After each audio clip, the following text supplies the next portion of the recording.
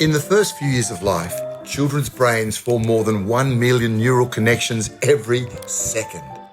This means that a child's early experiences are crucial in how their brains develop. Children who feel safe and nurtured have the best chance of growing into healthy, happy, and resilient adults. Those who do not are at greater risk of developmental delays, mental health and behavioural conditions, even health problems like cardiovascular disease and cancer.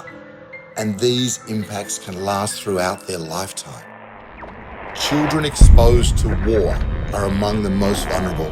And 3 years of war in Ukraine mean that for many, many children, their earliest years have become marred by conflict, displacement, violence and loss.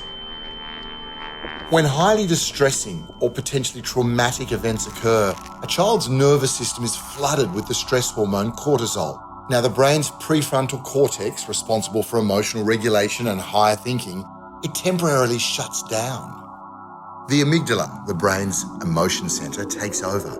This process allows us to react quickly, triggering a fight, flight, or freeze response. This stress response is normal and some stress can be healthy.